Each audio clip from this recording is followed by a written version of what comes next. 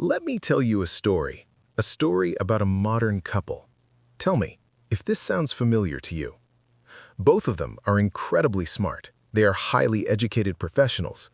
The wife? She's a marketing director, pulling in $85,000 a year.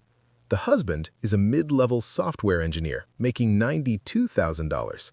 Combined, their household income is sitting at a very comfortable $177,000.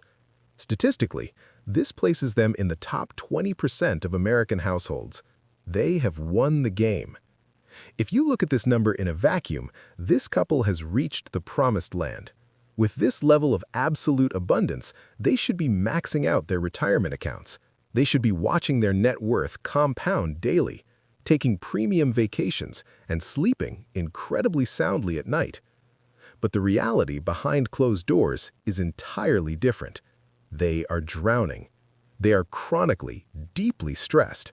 Their lifestyle is not a victory lap. It is a terrifying tightrope walk over a financial abyss. Despite earning nearly $200,000 a year, their liquid cash reserves, the money actually sitting in their bank account, covers exactly 3 weeks of living expenses. Last month, when the transmission on their SUV blew out, they didn't pay in cash. They quietly, shamefully put the $3,000 repair on a credit card that is already carrying a massive balance. They both work 50 hours a week, sometimes 60. They are so physically and mentally exhausted from commuting and corporate politics that they barely even see each other on weekdays. When they do, it's just passing, like exhausted ghosts in the kitchen. They stand there, waiting for a delivery driver to drop off a $40 dinner because neither of them has the human energy left to chop an onion. But here is the most absurd, heartbreaking part of this entire scenario. This couple did absolutely everything right. They followed the cultural script perfectly. They listened to their parents. They got the expensive degrees. They climbed the corporate ladder, answering emails at 9 p.m. They combined their assets. They got married, and they took on massive debt to buy a beautiful home in a highly rated school district. So, why do they feel like they're financially suffocating? Why did dual-income families pulling in multiple six figures feel completely exposed? Why are we so incredibly broke when we have so much money? If you have ever sat at your kitchen table late at night, looked at your combined bank accounts, and thought, where is it all going? This video is going to give you the exact mathematical answer. My name is Manuel, and I spend an unhealthy amount of time running forensic audits on the financial lies society sold to us, so you don't have to. Today, we are completely dissecting why two-income households actually experience more financial catastrophe than single-income households did half a century ago. We are going to break down the exact math, the hidden vampire costs that the banking system hopes you never, ever figure out. If you and your partner are working yourselves to the bone and still feel like you are falling behind, hit the subscribe button, because today we are outsmarting the system. Let's start with a basic assumption. If one person making money is good, two people making money must be twice as good, right? If you add a second salary to your household, you should have massive surplus capital to invest. It is basic first-grade addition. But the economy does not run on first-grade math. What actually happened over the last few decades is one of the quietest, most devastating financial traps in modern history. It's an economic anomaly called the two-income trap. This is not just a catchy title. The term was heavily popularized in the early 2000s by a Harvard bankruptcy law professor who analyzed thousands of middle-class families filing for bankruptcy.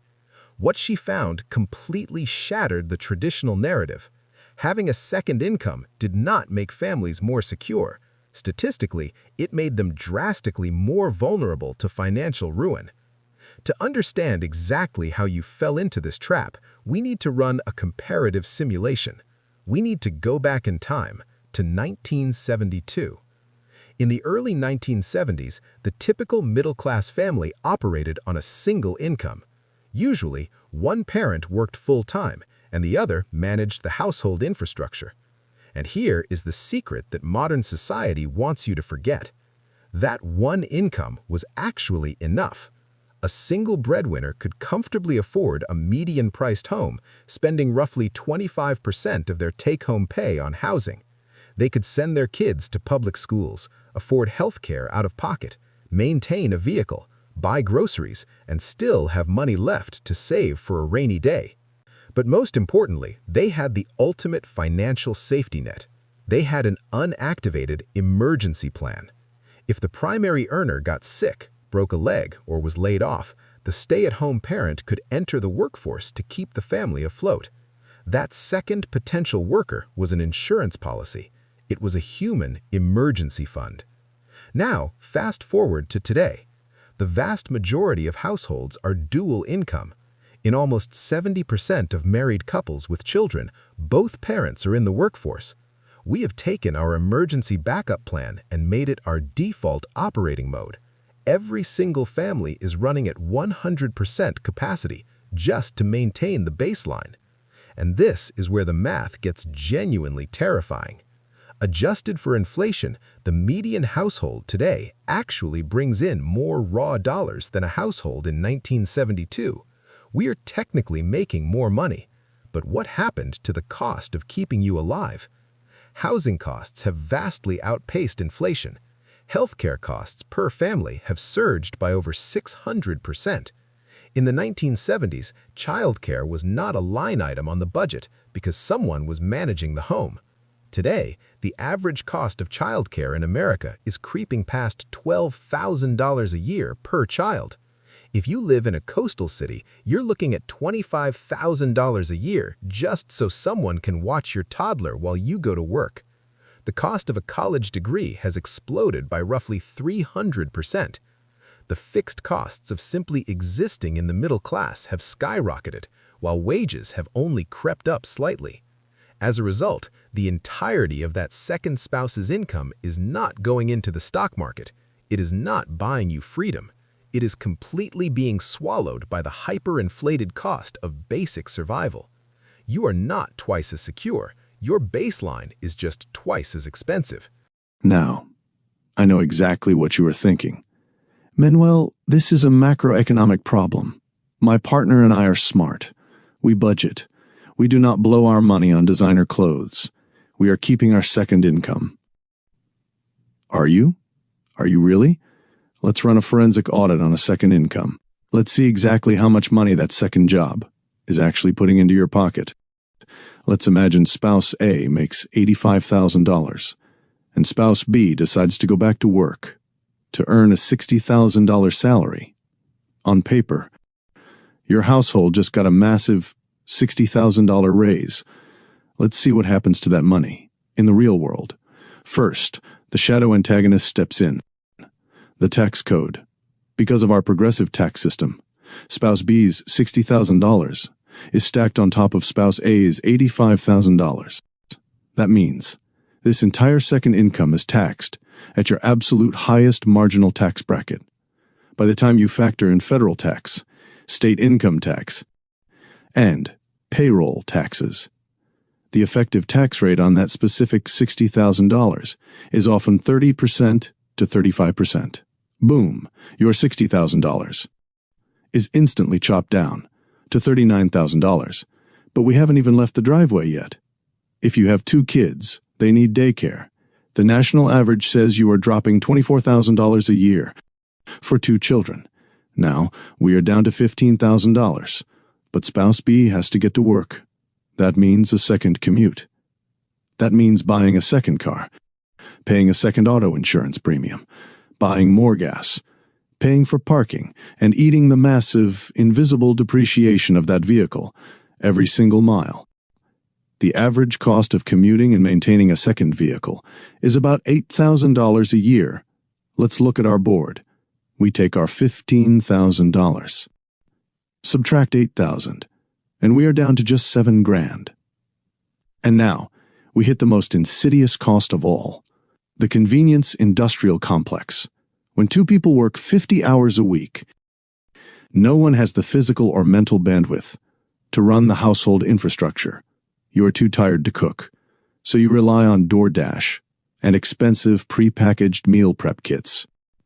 You do not have time to clean, so you hire a housekeeper. You buy the pre-chopped vegetables at a 50% markup. You buy the expensive, wrinkle-free work clothes. You pay for lawn care. This exhaustion tax easily eats up another $5,000 a year. Let's do the final math. We take our $7,000, subtract the $5,000 convenience tax, and we are left with this: $2,000. That is the forensic reality of your second income. Spouse B traded 2,000 hours of their life, dealt with a horrible boss, sat in traffic for hundreds of hours, and outsourced the raising of their own children, all to net a true economic benefit of $2,000 a year. That is roughly $1 per hour of actual wealth generated. You are sacrificing your life force for literal pennies. But wait, here is where the trap actually snaps shut. The math I just showed you is depressing, but it is not what causes bankruptcy. Here is the fatal flaw that destroys the modern family. The trap exists because the illusion of wealth tricks you into leveraging your life. When you look at your W-2, and it says your household makes $145,000, human psychology takes over. You do not make purchasing decisions based on the $2,000 of actual net profit. You make 30-year decisions based on the gross illusion of $145,000. You go to a bank, and the underwriter looks at both of your incomes and says, "Congratulations, you are approved for a $500,000 mortgage." You sign the papers. You finance 2 cars that fit a $145,000 lifestyle. You lock yourself into fixed, non-negotiable monthly payments that require absolutely every single penny of both incomes to survive. You have built a massive financial tower on a foundation that requires 0 mistakes. As long as nobody gets sick, nobody gets laid off, the company does not downsize, and your aging parents do not need expensive care, you will survive. But life is a statistical guarantee of mistakes and tragedies. When the 1970s single-income family faced a crisis, they cut their discretionary spending, and the second spouse got a job. When the modern dual-income family faces a crisis, they are already at maximum capacity. They have no unused labor to sell. They cannot cut back on expenses, because their money is not going to luxury vacations. It is locked into a massive mortgage, childcare contracts, and auto loans. They do not go bankrupt because they buy too many lattes.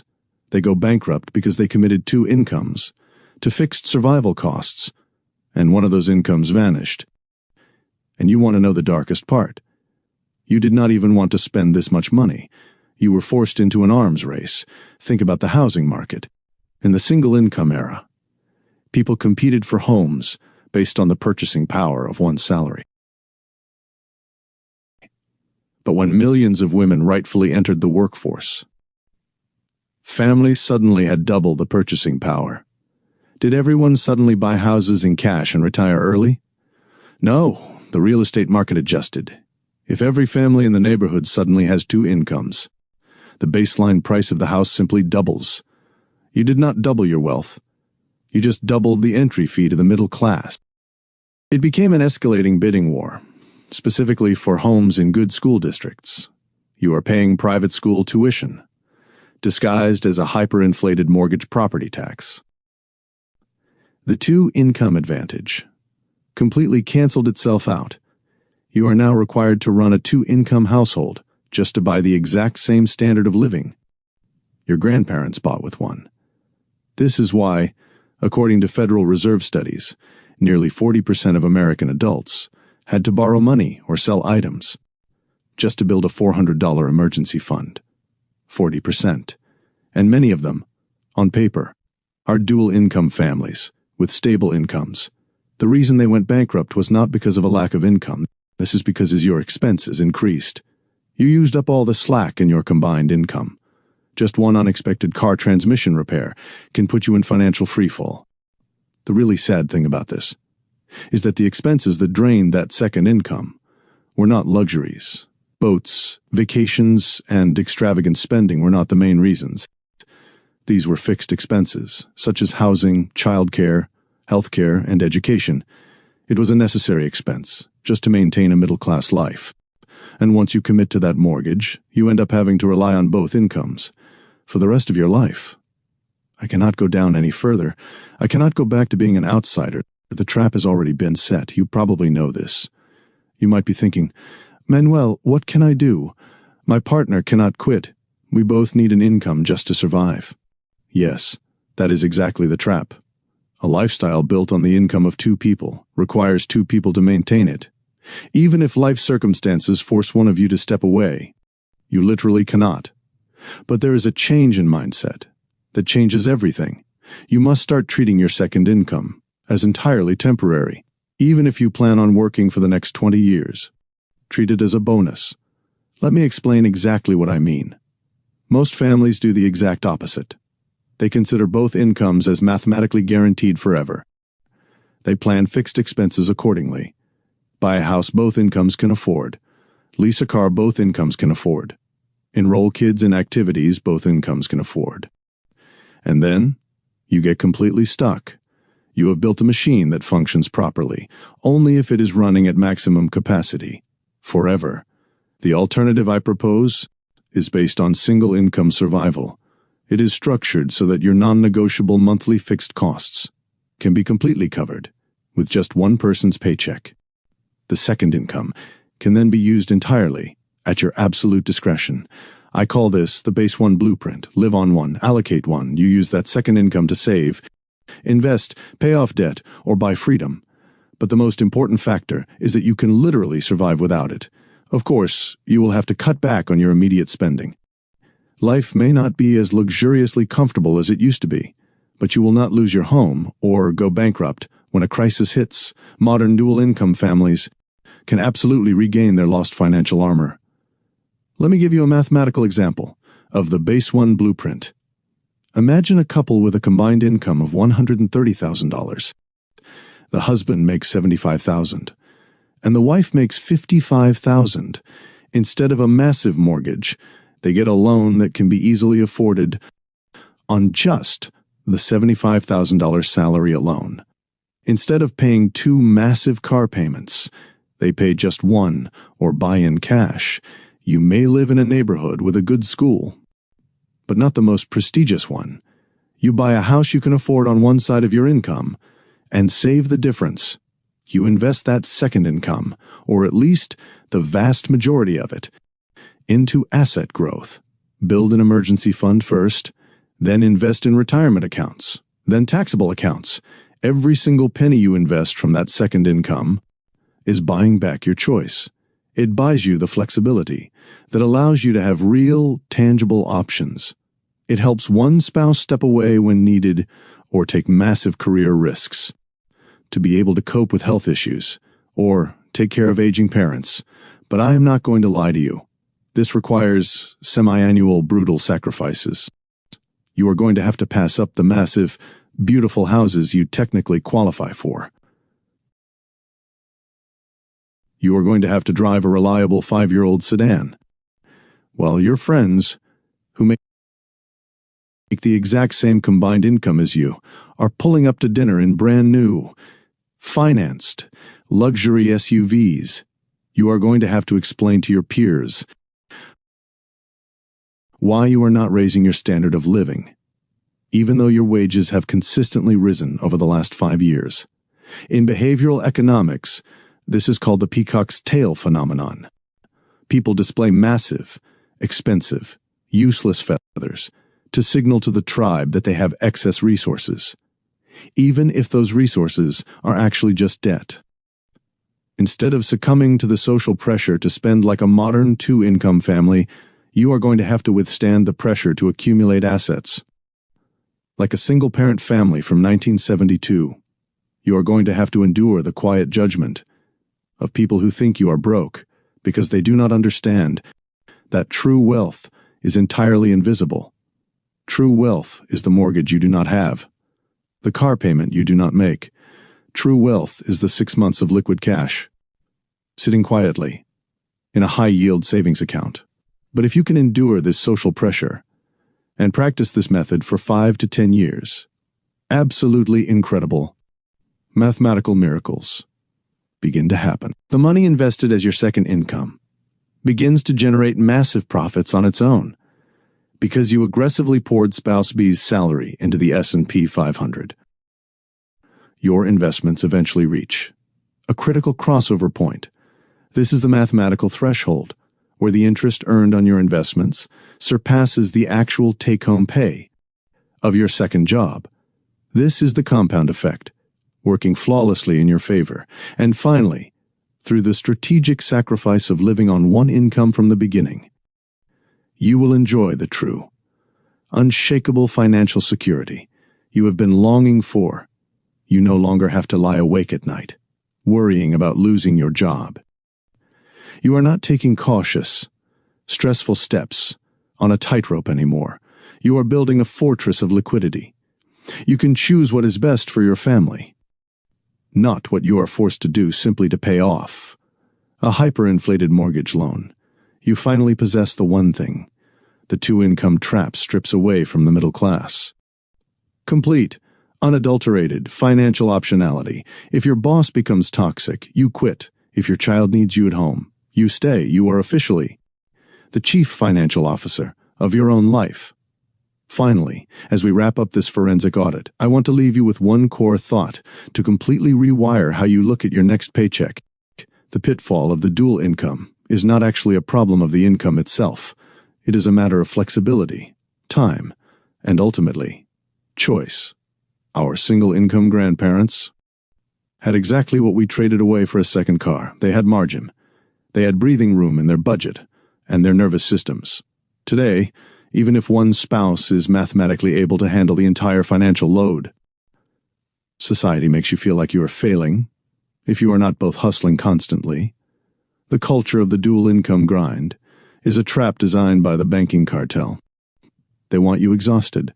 They want you stressed out and tightly wound, because exhausted, stressed people are phenomenal, predictable consumers. You buy convenience. You buy luxury vehicles you cannot afford, just to feel better about commuting to a job that drains your life force for a $2,000 net gain. But when you decide to step off the treadmill and implement the base one blueprint, you are committing a radical, mathematical act of financial rebellion. You are choosing liquidity over luxury. You are choosing your family over debt. You are actively refusing to let your household's second income be swallowed by hyperinflated property taxes and the convenience industrial complex. Yes, you will live in a smaller house than your peers for the next decade. Yes, you will drive an older car, but 10 years from now, when the next recession hits, your peers in the mansion will be absolutely terrified of missing a single paycheck. They will be trapped. But you, because your overhead is so incredibly low, you will be sitting on a fortress of compounded wealth and absolute freedom. You protect your profit margins. You act like the chief financial officer of your own life, and you buy your freedom back.